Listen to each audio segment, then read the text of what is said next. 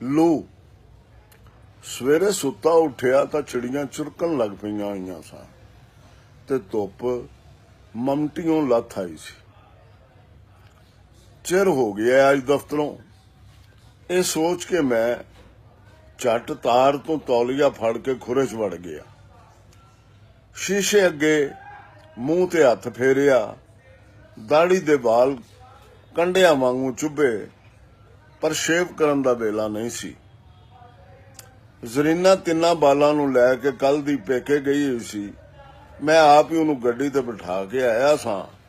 ਹੁਣ ਨਾਸ਼ਤਾ ਵੀ ਮੈਂ ਆਪ ਹੀ ਬਣਾਉਣਾ ਸੀ ਆਪਣੇ ਲਈ। ਆਖਰ ਉਹਦੇ ਤੇ ਵੀ ਵੇਲਾ ਲੱਗਣਾ ਸੀ। ਭਾਵੇਂ ਡਬਲ ਰੋਟੀ ਮੈਂ ਰਾਤ ਦੀ ਲੈ ਆਂਦੀ ਸੀ, ਫਿਰ ਵੀ ਉਹਨੂੰ ਸੇਕਣਾ ਸੀ, ਆਂਡਾ ਫਰਾਈ ਕਰਨਾ ਸੀ ਤੇ ਚਾਹ ਦੀ ਇੱਕ ਪਿਆਲੀ ਬਣਾਉਣੀ ਸੀ।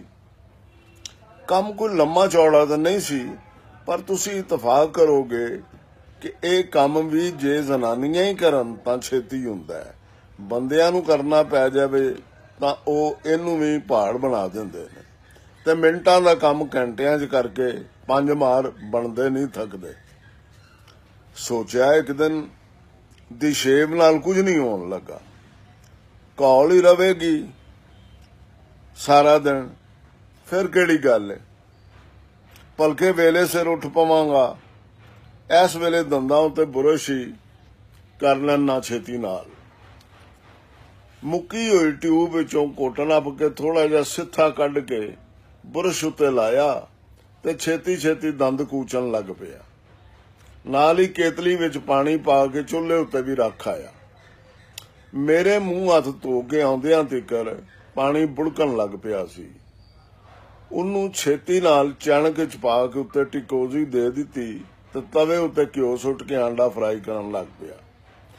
ਡਬਲ ਰੋਟੀ ਦੀਆਂ ਕੋਈ 4 ਕੁ ਕਾਤਰਾਂ ਸੇਕ ਕੇ ਇੱਕ ਪਿਰਚੇ 'ਚ ਰੱਖੀਆਂ ਤੇ ਚੇਤੇ ਆਇਆ ਚਣਕ 'ਚ ਪੱਤੀ ਤਾਂ ਪਾਈ ਹੀ ਨਹੀਂ। ਨਾਲੇ ਦੁੱਧ ਵੀ ਗਰਮ ਕਰਨਾ ਹੈ ਅਜੇ। ਚਲੋ ਲਾਹਨਤ ਪਾਓ ਚਾਹ ਤੇ, ਦਫ਼ਤਰ ਚੱਲ ਕੇ ਪੀ ਲਾਂਗਾ। 4 ਕਾਤਰਾਂ ਆਂਡੇ ਦੇ ਨਾਲ ਵਾਰੀ-ਵਾਰੀ ਅੰਦਰ ਲੰਘਾਈਆਂ ਤੇ ਸਾਈਕਲ ਫੜ ਕੇ ਬਾਹਰ ਨਿਕਲ ਆਇਆ। ਜੰਦਰਾ ਅੰਦਰ ਰਹਿ ਗਿਆ ਸੀ। ਸਾਈਕਲ ਸਟੈਂਡ ਤੇ ਕਰਕੇ ਨਸਾਂ ਅੰਦਰ ਗਿਆ ਤੇ ਜੰਦਰਾ ਲੈ ਕੇ ਆਇਆ। ਬੂਹਾ ਮਾਰ ਕੇ ਕੁੰਜੀ ਬੋਝੇ ਹੀ ਸੁੱਟੀ। ਘਰ ਮੈਥੋਂ ਅਟੰਕ ਹੋ ਗਿਆ।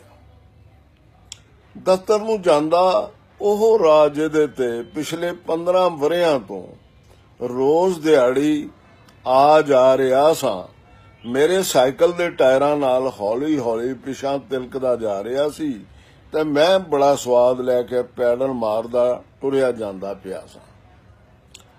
ਹਸਪਤਾਲ ਦੇ ਬੂਹੇ ਕੋਲ ਹੀ ਅਪੜਿਆ ਸਾਂ ਕਿ ਹਸਪਤਾਲ ਦੇ ਅੰਦਰੋਂ ਇੱਕ ਐਂਬੂਲੈਂਸ ਨਿਕਲੀ।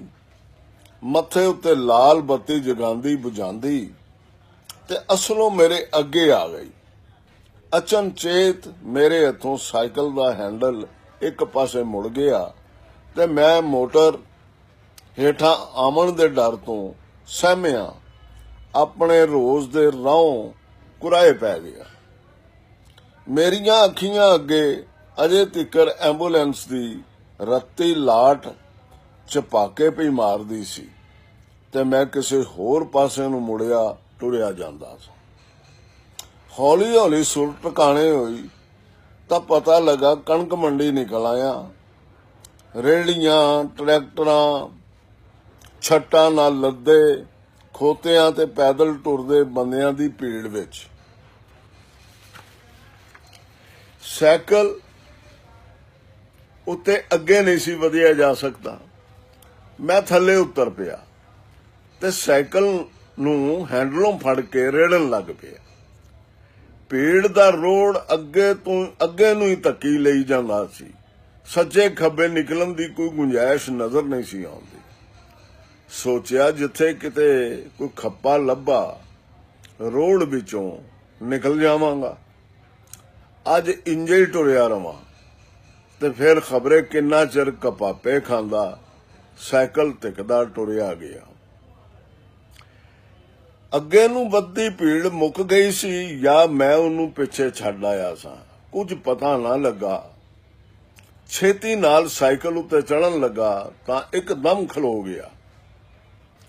ਇੱਕ ਜਾਣੂ ਜਿਹੀ ਨੁਹਾਰ ਸੀ ਜਿਹੜੀ ਨਜ਼ਰ ਆਈ। ਬੋਰੀਆਂ ਦਾ ਪਹਾੜ ਲਈ ਆਉਂਦੀ, ਰੇੜੀ ਅੱਗੇ ਜੁੱਪੀ, ਜਿਵੇਂ ਕੋਈ ਸੰਡਾ ਹੋਵੇ। ਨਾਸਾਂ ਤੇ ਮੂੰਹ ਵਿੱਚੋਂ ਤੱਤੇ ਹਵਾੜੇ ਛੱਡਦੀ, ਸ਼ੂਕਦੀ ਹੋਈ ਹੌਲੀ ਹੌਲੀ ਅਗਾਂਹ ਨੂੰ ਖੁਰ ਟਕਾ ਕੇ ਰੇੜੀ ਤੁਰੰਦੀ। ਉਹ ਬੰਦਾ ਤੇ ਲੱਗਦਾ ਹੀ ਨਹੀਂ ਸੀ। ਉਹਦੀ ਧੌਣ ਫੁੱਲ ਕੇ ਮਸ਼ਕ ਵਰਗੀ ਹੋਈ ਪਈ ਸੀ ਤੇ ਡੋਲਿਆਂ ਦੀਆਂ ਮਛਲੀਆਂ ਫੁੜਕ ਕੇ ਬਾਹਰ ਨਿਕਲਣ ਨੂੰ ਕਾਲੀਆਂ ਪਈਆਂ ਹੋਈਆਂ ਸਨ। ਉਹਦਾ ਕਾਲੇ ਰੰਗ ਦਾ ਸਰੀਰ ਮੁੜਕੇ ਨਾਲ ਭਿੱਜਿਆ ਪਿਆ ਸੀ। ਮੈਂ ਉਹਦੀ ਪਛਾਣ ਹੀ ਪਿਆ ਕਰਦਾ ਸਾਂ ਕਿ ਉਸ ਰੇੜੀ ਨੂੰ ਥੋੜਾ ਜਿਹਾ ਅਗਾਂਹ ਖਸਕਾਉਂਦਿਆਂ ਮੇਰੇ ਵੱਲ ਵੇਖਿਆ। ਮੈਂ ਇਵੇਂ ਇੱਕ ਪਲ ਲਈ ਉਹਦੀਆਂ ਅੱਖਾਂ ਵਿੱਚ ਝਾਕਿਆ ਤੇ ਫਿਰ ਝੱਟ ਧਿਆਨ ਪਰਾਂ ਕਰ ਲਿਆ। ਪਰ ਉਹਦੀ ਤੱਕਣੀ ਨੇ ਪੰਗਰੇ ਹੋਏ ਲੋਹੇ ਦਾ ਕੋਈ ਵੱਡਾ ਸਾਰਾ ਡਲਾ ਮੇਰੀਆਂ ਅੱਖਾਂ ਥਾਣੀਆਂ ਮੇਰੇ ਅੰਦਰ ਲਾ ਦਿੱਤਾ। ਮੈਥੋਂ ਆਪਣਾ ਸਰੀਰ ਸਾਂਭਣਾ ਔਖਾ ਹੋ ਗਿਆ, ਜਿਵੇਂ ਪੈਰ ਹੀ ਜਵਾਬ ਦੇ ਗਏ ਸਨ। ਮੇਰਾ ਅੰਦਰ ਬਲਣ ਲੱਗ ਪਿਆ, ਮੈਨੂੰ ਤਰੇਲੀਆਂ ਆਉਣ ਲੱਗ ਪਈਆਂ। ਉਹ ਬੋਰੀਆਂ ਦਾ ਪਹਾੜ ਧਰੂ ਕੇ ਮੇਰੇ ਅੱਗੋਂ ਲੰਘ ਗਿਆ ਸੀ। ਮੈਂ ਬੜੀਆਂ ਔਖਿਆਂ ਹੋ ਕੇ ਸਾਈਕਲ ਉੱਤੇ ਬੈਠਾ ਤੇ ਦਫ਼ਤਰ ਵੱਲ ਨੂੰ ਨਿਕਲ ਗਿਆ। ਦਫ਼ਤਰ ਵੜ ਕੇ ਮੈਂ ਧੜਲ ਕਰਦਾ ਕੁਰਸੀ ਉੱਤੇ ਡਿੱਗ ਪਿਆ। ਮੇਰਾ ਸਿਰ ਜਿਵੇਂ ਉੱਡਦਾ ਜਾਂਦਾ ਸੀ। ਮੈਂ ਦੋਵਾਂ ਹੱਥਾਂ ਨਾਲ ਸਿਰ ਫੜਿਆ ਤੇ ਮੇਜ਼ ਉੱਤੇ ਉਲਰ ਗਿਆ। ਮੇਰੇ ਆਲ ਦੁਆਲੇ ਰੈਕਾਂ, ਅਲਮਾਰੀਆਂ ਵਿੱਚ ਲੱਗੀਆਂ ਸੈਟਲਮੈਂਟ ਦੀਆਂ ਫਾਈਲਾਂ ਮੈਨੂੰ ਨਿਸਲ ਹੋਇਆ ਵੇਖ ਕੇ ਸ਼ੇਰ ਹੋ ਗਈਆਂ।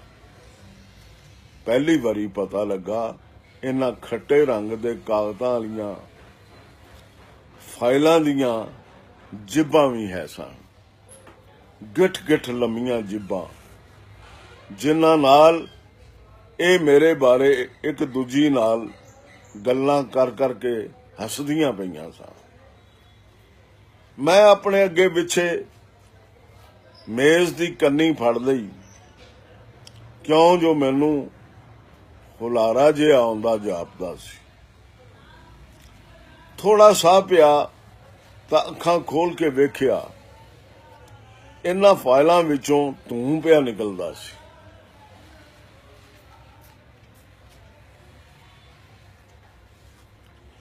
ਇਹ ਧੂੰ ਮੇਰੇ ਵੇਖਦਿਆਂ ਇੱਕ ਵੱਡਾ ਸਾਰਾ ਸੰਡਾ ਬਣ ਗਿਆ, ਜਿਹਦੀਆਂ ਅੱਖਾਂ ਰੱਤੀਆਂ ਤੇ ਨਸਾਂ ਵਿੱਚੋਂ ਅੱਗ ਪਈ ਨਿਕਲਦੀ ਸੀ। ਸੰਡਾ ਮੇਰੇ ਵੱਲ ਵੇਖਦਾ ਖੌਰੂ ਪਿਆ ਪਟਦਾ ਸੀ। ਫਿਰ ਉਹ ਇੱਕੋ ਵਾਰੀ ਆਪਣੀ ਥਾਂ ਤੀਰ ਵਾਂਗੂ ਉੱਡਿਆ ਤੇ ਮੇਰੇ ਮੂੰਹ ਨਾਲ ਵੱਜ ਕੇ ਗੁਆਚ ਗਿਆ। ਮੈਨੂੰ ਲੱਗਾ ਜਿਵੇਂ ਹਵਾ ਦਾ ਕੋਈ ਭਾਰਾ ਬੁੱਲਾ ਆਣ ਵੱਜਿਆ ਹੋਵੇ। ਮੇਰੇ ਹਾਂ ਵਿੱਚ ਪੰਗਰੇ ਹੋਏ ਲੋਹੇ ਦੀ ਲੂ ਵੱਧ ਗਈ। ਫਾਈਲਾਂ ਚਾਮ ਚੜਿਕਾਂ ਵਾਂਗੂ ਰੌਲਾ ਪਾਉਣ ਲੱਗ ਪਈਆਂ। ਮੇਰਾ ਮੂੰਹ ਸੁੱਕਦਾ ਜਾਂਦਾ ਤੇ ਲੂ ਵੱਧਦੀ ਜਾਂਦੀ ਸੀ। ਸਰ, ਕੀ ਗੱਲ ਹੈ? ਤੁਹਾਡੀ ਤਬੀਅਤ ਤੇ ਠੀਕ ਹੈ? ਮੈਂ ਆਪਣੇ ਚਪੜਾਸੀ ਰੱਖੇ ਦੀ ਆਵਾਜ਼ ਪਛਾਣ ਲਈ ਤੇ ਉਹਨੂੰ ਪਾਣੀ ਦਾ ਗਲਾਸ ਲਿਆਉਣ ਦੀ ਸਹਿਣਤ ਕੀਤੀ। ਉਹ ਨਸਾ ਗਿਆ ਤੇ ਠੰਡੇ ਪਾਣੀ ਦਾ ਜੱਗ ਗਲਾਸ ਫੜ ਲਿਆਇਆ। ਚੇਤੇ ਨਹੀਂ ਮੈਂ ਪਾਣੀ ਦੇ ਕਿੰਨੇ ਗਲਾਸ ਪੀ ਗਿਆ। ਉਹ ਪਾਣੀ ਦਾ ਜੱਗ ਹੋਰ ਭਰ ਕੇ ਲੈ ਆਇਆ, ਪਰ ਮੇਰੇ ਅੰਦਰ ਪੰਗਰਿਆ ਹੋਇਆ ਲੋਹਾ ਉਸੇ ਤਰ੍ਹਾਂ ਸਾੜ ਪਿਆ ਕੱਤਦਾ ਸੀ। ਸਾਹਿਬ, ਹੋਇਆ ਕੀ ਏ? ਤੁਹਾਡੀ ਤਬੀਅਤ ਚੋਖੀ ਖਰਾਬ ਜਾਪਦੀ। ਰੱਖਾ ਮੈਨੂੰ ਫਿਰ ਪੁੱਛਦਾ ਪਿਆ ਸੀ। ਰੱਖਿਆ, ਇੱਕ ਕੰਮ ਕਰ, ਇਹ ਜਿੰਨੀਆਂ ਫਾਈਲਾਂ ਪਈਆਂ ਨੇ ਅਲਮਾਰੀਆਂ ਰੈਕਾਂ ਵਿੱਚ, ਇਹਨਾਂ ਨੂੰ ਅੱਗ ਲਾ ਦੇ, ਸੁਆਹ ਕਰ ਦੇ ਇਹਨਾਂ ਨੂੰ। ਮੈਂ ਖਬਰੇ ਸ਼ੁਦਾਈਆਂ ਵਾਂਗੂ ਆਪਣੀ ਥਾਂ ਉੱਠ ਖਲੋਤਾ ਸਾਂ, ਜਿਹੜਾ ਰੱਖੇ ਨੇ ਮੈਨੂੰ ਫੜ ਲਿਆ।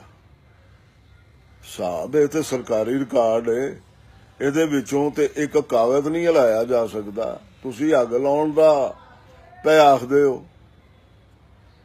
ਇਹ ਸਰਕਾਰੀ ਕਾਗਜ਼ ਨੇ, ਮੇਰੇ ਹੱਥ ਦੇ ਆਪਣੇ ਲਿਖੇ ਹੋਏ ਕਾਗਜ਼, ਤੂੰ ਇਹਨਾਂ ਨੂੰ ਸਰਕਾਰੀ ਆਖਦਾ ਪਿਆ? ਇਹ ਸਰਕਾਰੀ ਨੇ, ਇਹਨਾਂ ਉੱਤੇ ਮੇਰਾ ਕੋਈ ਵਸ ਨਹੀਂ। ਮੈਂ ਉਹਦੇ ਤੇ ਆਪਣੇ ਆਪ ਨਾਲ ਜਿਵੇਂ ਇੱਕੋ ਵੇਲੇ ਸਾਂਝੀ ਗੱਲ ਪਿਆ ਕਰਦਾ ਸਾਂ। ਮੈਂ ਉਹਦੇ ਤੇ ਆਪਣੇ ਆਪ ਨਾਲ ਜਿਵੇਂ ਇੱਕੋ ਵੇਲੇ ਸਾਂਝੀ ਗੱਲ ਪਿਆ ਕਰਦਾ ਸਾਂ। ਆਹੋ ਸਾਹਿਬ ਜੀ, ਤੁਸੀਂ ਵੀ ਭਾਵੇਂ ਸਾਹਿਬ ਹੋ, ਪਰ ਹੈ ਤਾਂ ਸਰਕਾਰੀ ਨੌਕਰ ਹੀ ਹੋ। ਰੱਖਾ ਪਤਾ ਨਹੀਂ ਕਿੱਥੋਂ ਪਿਆ ਬੋਲਦਾ ਸੀ। ਅੱਜ ਕੀ ਹੋ ਗਿਆ ਸਾਹਿਬ ਤੁਹਾਨੂੰ? ਤੁਸੀਂ ਤਾਂ ਕਦੀ ਕੰਮ ਕਰਦੇ ਨਹੀਂ ਸੋ ਥੱਕਦੇ। ਕਿੰਨੀ ਮਿਹਨਤ ਕੀਤੀ ਹੋਈ ਹੈ ਤੁਸੀਂ ਇਹਨਾਂ ਫਾਈਲਾਂ ਦੇ ਢਿੱਡ ਭਰਨ ਉੱਤੇ। ਅੱਜ ਇਹਨਾਂ ਨੂੰ ਹੀ ਅੱਗ ਲਾਉਣ ਦੀਆਂ ਗੱਲਾਂ ਪੈ ਕਰਦੇ ਹੋ। ਹੋਇਆ ਕੀ? ਰੱਖਿਆ ਮੈਨੂੰ ਪਾਣੀ ਪਿਆ, ਮੇਰੇ ਅੰਦਰ ਦੀ ਲੂਹ ਨਹੀਂ ਪਈ ਜਾਂਦੀ। ਤੂੰ ਪਾਣੀ ਪਿਆ ਮੈਨੂੰ, ਤੇ ਬਹੁਤੀਆਂ ਗੱਲਾਂ ਨਾ ਕਰ। ਪਤਾ ਨਹੀਂ ਫਿਰ ਮੈਂ ਹੋਰ ਕਿੰਨਾ ਪਾਣੀ ਪੀ ਗਿਆ। ਰੱਖਾ ਜੱਗ ਭਰਨ ਟੁਰ ਗਿਆ ਸੀ। ਮੈਂ ਦੋਵਾਂ ਹੱਥਾਂ ਨਾਲ ਆਪਣਾ ਸਿਰ ਫੜ ਕੇ ਬਹਿ ਗਿਆ। ਚਾਮ ਚੜਿੱਕਾਂ ਮੇਰੇ ਕੰਨਾਂ 'ਚ ਫਿਰ ਖੱਪ ਪਾਉਣ ਲੱਗ ਪਈਆਂ। ਉਹ ਉਂਝੇ ਬੋਰੀਆਂ ਦਾ ਪਹਾੜ ਤਰੁੰਦਾ ਟੁਰਿਆ ਆ ਰਿਹਾ ਸੀ, ਮੂੰਹ ਤੇ ਨਾਸਾਂ ਵਿੱਚੋਂ ਤੱਤੇ ਹਵਾੜੇ ਕੱਢਦਾ, ਹੌਲੀ ਹੌਲੀ ਖੁਰ ਟਿਕਾਉਂਦਾ। ਉਹਦੀ ਧੌਣ ਮਸ਼ਕ ਵਾਂਗੂ ਫੁੱਲੀ ਹੋਈ ਸੀ ਤੇ ਡੋਲਿਆਂ ਦੀਆਂ ਮਛਲੀਆਂ ਫੁੜਕ ਕੇ ਬਾਹਰ ਆਉਣ ਨੂੰ ਪਈਆਂ ਕਰਦੀਆਂ ਸਨ। ਮੈਂ ਉਹਦੇ ਵੱਲ ਸਹਿਮੀਆਂ ਅੱਖਾਂ ਨਾਲ ਵੇਖਦਾ ਪਿਆ ਸਾਂ, ਚੁੱਪ ਚਾਨ, ਸਾਹ ਡੱਕ ਕੇ। ਬਸ ਉਹ ਮੇਰੇ ਵੱਲ ਵੇਖਣ ਹੀ ਵਾਲਾ ਸੀ ਕਿ ਮੈਂ ਆਪਣੀ ਥਾਂ ਉੱਠ ਖਲੋਤਾ ਤੇ ਬਾਹਰ ਨੂੰ ਨੱਸ ਗਿਆ। ਸੈਟਲਮੈਂਟ ਦੀਆਂ ਫਾਈਲਾਂ ਵਾਜਾਂ ਪਈਆਂ ਮਾਰਦੀਆਂ ਸਨ, ਪਰ ਮੁੜ ਕੇ ਮੈਂ ਉਹਨਾਂ ਵੱਲ ਨਾ ਵੇਖਿਆ। ਜੇ ਵੇਖ ਲੈਂਦਾ ਤਾਂ ਪੱਥਰ ਦਾ ਹੋ ਜਾਣਾ ਸੀ।